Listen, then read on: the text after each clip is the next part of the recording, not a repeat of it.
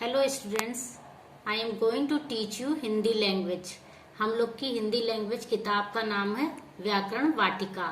आज इसका पहला चैप्टर हम लोग शब्द व्यवस्था पढ़ेंगे।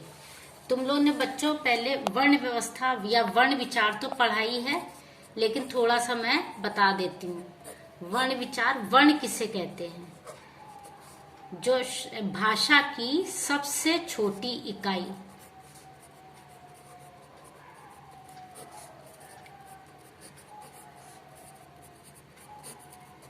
वर्ण कहलाती है। जैसे ये हमने लिखा क हलंत का, तो ये वर्ण है। और इस काम, और जो ये का हम लिख रहे हैं जिसमें हलंत नहीं लगा है, तो इसका मतलब है कि ये क हलंत वाले में आ जुड़ा हुआ है। ये जो बना है ये अक्षर कहलाता है, और ये जो हलंत वाला है ये वर्ण कहलाता है। अब हम लोग को मुख्यतः पढ़ना है शब्द व्यवस्था, यानी शब्द विचार। तुमने 7th में शब्द विचार नाम से पढ़ा होगा, वही 8th क्लास में हम लोग शब्द व्यवस्था नाम से पढ़ रहे हैं। तो ये मैंने आपको बताया कि वर्ण क्या होता है, भाषा की सबसे छोटी इकाई। इसके हम और टुकड़े नहीं कर सकते हैं, टुकड़े नहीं कर सकते। अब देखो ये का बना व्यंजन, इसमें हलंत नहीं मगर इसमें छोटा आ मिला हुआ है। जितने हम हिंदी में ऐसे पढ़ते हैं का, खा, गा, इन सब में आ है, क्योंकि ये है वर्ण, इसमें जुड़ा आ तो ये बना अक्षर। ऐसे ये है ख, वर्ण है ये हलंत वाला, इसमें आ जुड़ा तो ये बना खा, ये अक्षर बना। ऐसे ये गा है और इसमें आ जुड़ा तो ये गा बना, ये अक्षर है। तो ये जो है, जो हलंत वाले हैं, ये सारे वर्ण कहलाते हैं।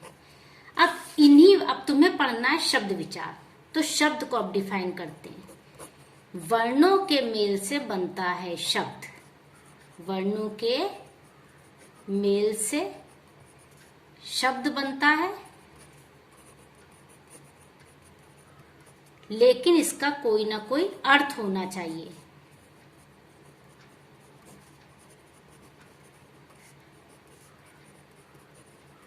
अर्थ होता है।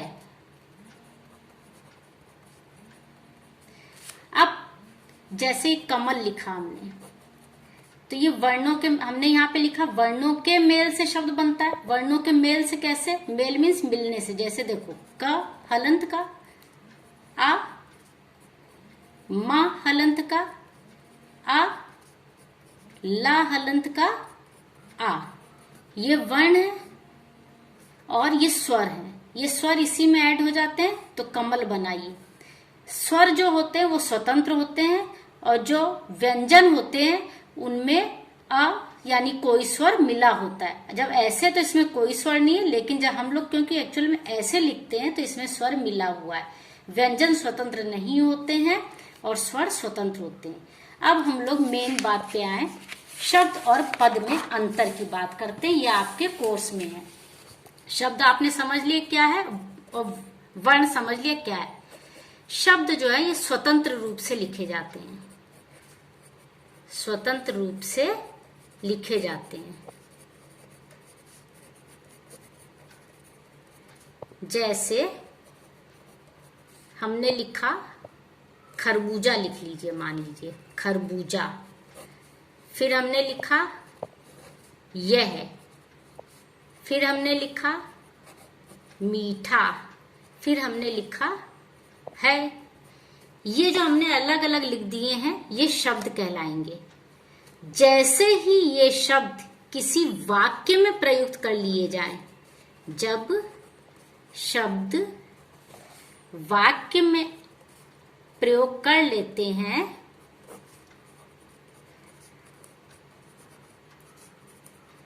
तो ये पद बन जाते हैं। अगर हमने यहाँ पे देखो अलग अलग लिखा है, खरबूजा, यह है, मीठा है, लेकिन अब हम यहाँ पे सेंटेंस बना दे, एक वाक्य में लिख दें। मान लो इन शब्दों से वाक्य बना दिया, यह है मीठा खरबूजा है। तो ये यहाँ पे और ये ये सारी चीजें यहाँ पे पद कहलाएंगी, ये शब्द नहीं कहलाएंगे, शब्द अलग ही कहलाते हैं। तो यहाँ पे शब्द और पद में आपको अंतर समझ आया? शब्द और पद में अंतर मतलब शब्द बिल्कुल स्वतंत्र होते हैं, अलग ही लिखे जाते हैं। ये हम लोग में से बहुत से लोग गलती करते हैं कि जैसे यहाँ पे ये लिखा यह मीठा खरबूजा है, तो हम लोग कह देते हैं इसमें यह शब्द, मीठा शब्द, खरबूजा शब्द। नहीं, वाक्य में हमें बोलना पड़ेगा यह एक पद है, मीठा एक पद है, खरबूजा पद है भी पद है। लेकिन अगर हमने अलग से लिखा है तो ये पद नहीं बोलेंगे, इससे बोलेंगे शब्द। खरबूजा शब्द है, यह शब्द है, मीठा और है। तो सिंपल सा इसका डिफरेंस तुम्हें ऐसे लिखना है कि शब्द स्वतंत्र होते हैं और अलग से ही रखे जाते हैं, लेकिन जैसे ही शब्दों को वाक्य में लिख दिया जाता है तो वो शब्द शब्द नहीं कहलाते हैं, वो पद कहलाते हैं। अब हम लोग इस चैप्टर में शब्द का वर्गीकरण करेंगे। शब्द का वर्गीकरण का मतलब शब्द के भेद बताएंगे। शब्द का वर्गीकरण ऐसे बनाते बच्चों, ऐसे नहीं बन पाएगा शायद।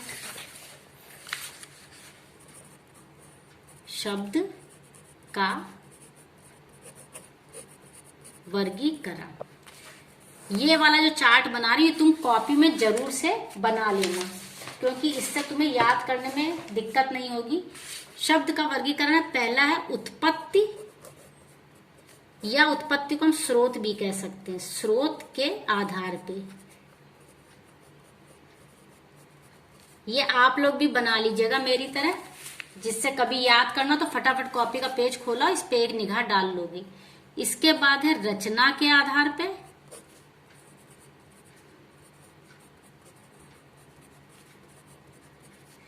इसके बाद है अर्थ के आधार पे,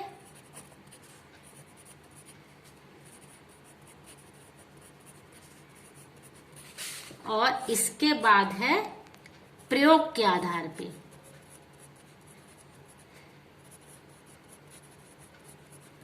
वर्गीकरण मतलब भेद शब्द के।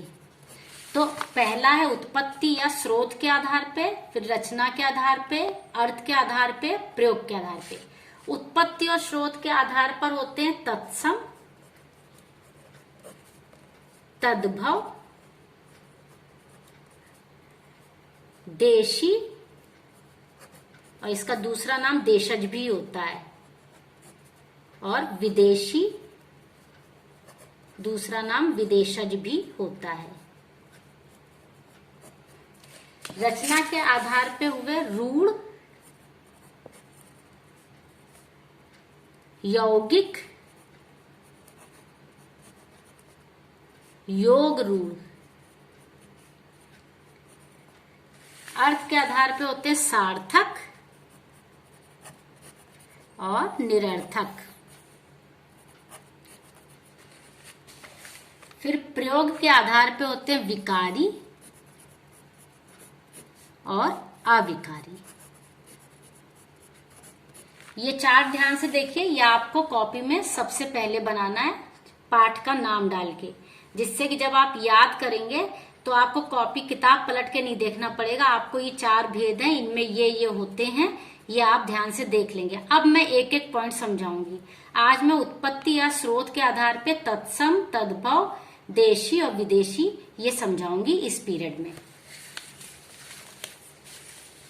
देखो बच्चों, सबसे पहले उत्पत्ति या स्रोत के आधार पे हम लोग चल रहे हैं, पहला यही बताएंगे आपको। और इसमें सबसे पहले हम बता रहे हैं तत्सम शब्द। देखो तत्सम, यहाँ पे इसको हम तोड़ दें, तत् और सम लिख दें। तत् का मतलब है उसके, और सम का मतलब है समान। तो तुम लोग कहोगे मैम किसके समान? उसके मतलब संस्कृत के, संस्कृत के समान। देखो बच्चों, पहले अपने देश में संस्कृत ही बोली जाती थी, लेकिन धीरे धीरे लोगों को संस्कृत कठिन लगने लगी तो हिंदी बोलने लगे हम लोग। धीरे धीरे हिंदी के बहुत से रूप परिवर्तित हुए, आज हम लोग खड़ी बोली हिंदी बोलते हैं। तो तत्सम का मतलब वो तत्सम, तत् ये संस्कृत के लिए आया, उसके समान यानी संस्कृत के समान। अब मान लीजिए एक शब्द है कोकिल। ये संस्कृत का शब्द है। इसे हम अपने हिंदी के सेंटेंस में, हिंदी के वाक्य में एज इट इज यूज कर लेते हैं, तो इसको तत्सम कहते हैं, जबकि इसका हिंदी रूप होता है कोयल। और ये रूप संस्कृत का है, लेकिन हम इसे भी लिख देते कि कोकिल गाना गा रही है। कोकिल गाना गा रही है। तो यहाँ पे ये संस्कृत का शब्द हिंदी के सेंटेंस में यूज कर लिया, ये तत्सम शब्द है। अब दूसरा इसमें आता है तद्भव। अब इसको भी हम दो भागों में लिख लें, तद और भव। तद मीन्स उसके, उससे, उससे। भव का मतलब होता उत्पन्न होना। देखो यहाँ पे उसके संस्कृत के लिए आया था, उसके समान, यानी संस्कृत के समान। जैसे संस्कृत के शब्द है वैसे ही यूज कर लेते हैं। अब उससे उत्पन्न, यानी संस्कृत से उत्पन्न, संस्कृत से उत्पन्न, यानी कोकिल है जैसे, इससे नया शब्द क्या उत्पन्न हो गया, कोयल। तो ये संस्कृत वाले शब्द से नया उत्पन्न हुआ, इसको हमने कहा तद्भव, यानी उससे पैदा हुआ। किससे, कोकिल से पैदा हुआ नया शब्द कोयल, तो तद्भव। ऐसे और एग्जाम्पल ले लेते हैं। जैसे हमने दधी कहा, ये संस्कृत का शब्द है। जो संस्कृत का शब्द है तो इसको हम कहेंगे तत्सम, उसके समान है क्योंकि, तो ये तत्सम हुआ।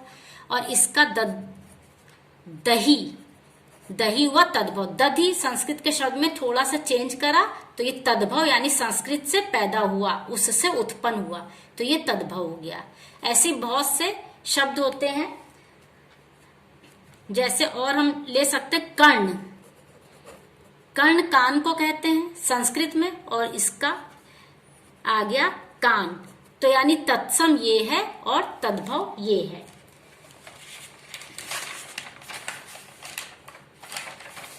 अब कुछ शब्द और हैं, जैसे नृत्य लिखा हमने। नृत्य संस्कृत का, अगर हमने कहा राधा नृत्य कर रही है, तो ये नृत्य तत्सम का शब्द हिंदी के वाक्य में हमने प्रयोग किया। इसकी जगह हम ये भी कह सकते हैं राधा नाच रही है, तो ये तद्भव हो गया। तो ये क्लियर हो गया आपको कि तत्सम में उसके समान, यानी संस्कृत के समान, जो संस्कृत के शब्द होते हैं। अब कंफ्यूजन बच्चों तुम्हें कहाँ होगा, जब आपसे एग्जाम में पूछा जाता है कि दही तत्सम है कि तद्भव है, तो आप कैसे पहचानेंगे, क्योंकि आप तत्सम और तद्भव में अंतर भूल जाते हैं। तो तुम्हें ये याद करना, तत्सम उसके समान। जैसे ही उसके समान के लगाओगे तुम्हें समझ आ जाएगा संस्कृत के समान। तो अगर संस्कृत के समान नृत्य है तो फिर ये तत्सम है। और तुम्हें कुछ बदला हुआ दिखे नाच, तो उससे उत्पन्न, तुम्हें ये पता ही है, तो नृत्य से पैदा हुआ है। उससे, तद का मतलब उससे, यानी संस्कृत से पैदा होना। तो इतना तुम्हें ये समझ आ गया होगा। अब इसके बाद हम लोग पढ़ेंगे देशी शब्द। देशी, इसका दूसरा नाम देशज भी है। देशज क्यों कहा हमने, देश और प्लस जा, जा का मतलब उत्पन्न होना। जैसे कमल के लिए जलज कहते हैं, पानी में उत्पन्न होने वाला। देशज उत्पन्न, देश में ही। देशी का मतलब भारत देश में बहुत से प्रांत हैं, बहुत से गांव हैं। इन गांव में जो विभिन्न भाषाएं बोली जाती हैं, उनके जो शब्द हैं, उनके जो शब्द आए हैं, जिनकी उत्पत्ति का पता नहीं है,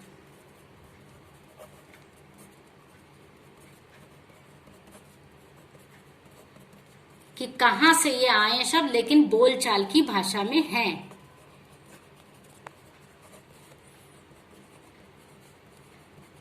इन्हें हम देशी या देशज शब्द कहते हैं। जैसे लुटिया, लुटिया शब्द देशी है। और जैसे खुरपा, खुरपा शब्द देशी है। खटिया, ये जो है, जैसे घर में काम वाली आंटी लोग आती हैं, वो देहाती भाषा बोलती, तो उनकी भाषा कोई गलत नहीं है, वो देशी और देशज शब्दों का यूज कर लेती हैं। जैसे वो लोग बेटा बोल देती हैं, बिटिया बोल देती हैं, तो ये सब शब्द देशी है, जो अपने ही देश में अलग अलग प्रांतों से, अलग अलग गांवों से, क्षेत्रों से, छोटे छोटे गांव होते हैं, कस्बे होते हैं, वहां बोलचाल में उन शब्दों को हमने यूज किया, उसे देशी या देशज शब्द कहते हैं। इसके बाद हम लोग पढ़ते हैं विदेशी शब्द। विदेशी या विदेशज। देखो यहाँ भी जा लगा, यानी विदेश में उत्पन्न और विदेशी। देखो हमारी हिंदी में बहुत से शब्द हम अंग्रेजी के यूज करने लगे हैं, अरबी, तुर्की, फारसी के शब्द यूज करते हैं, चाइनीज लैंग्वेज के यूज करते हैं, वो सब विदेशी, क्योंकि भारत के तो है नहीं वो। अब जैसे डॉक्टर हम लिखते हैं, ये विदेशी शब्द है, इसे हमने हिंदी में अपना लिया। अगर हमें हिंदी लिखना होता तो हम चिकित्सक लिखते, लेकिन इस विदेशी शब्द को अपना लिया तो इसे हम विदेशी शब्द कहते हैं।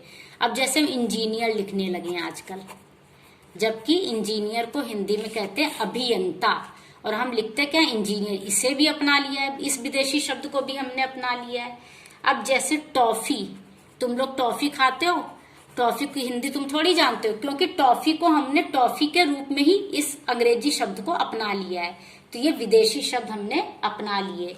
अब सुबह सुबह तुम लोग अखबार पढ़ते हो, न्यूज़पेपर को कहते हैं ना अखबार, अखबार पढ़ते हो, ये अखबार तुम लोग सोचते हो हिंदी का शब्द है, लेकिन ये हिंदी का शब्द नहीं है, ये अरबी भाषा का शब्द है, ये हमारा शब्द नहीं है, अरबी भाषा का शब्द है।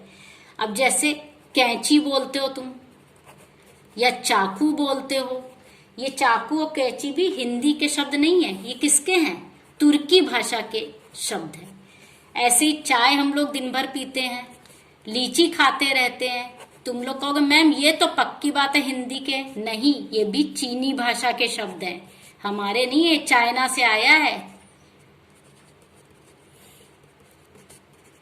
तो ये विदेशी शब्द भी तुम लोग को समझ आ गया होगा। अब हम लोग संकर शब्द हम बताते हैं।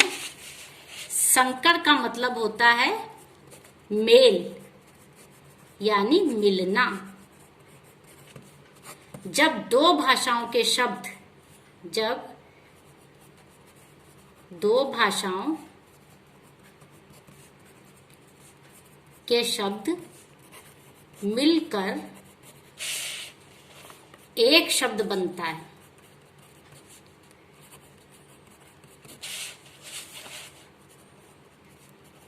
तो वह शब्द संकर कहलाता है।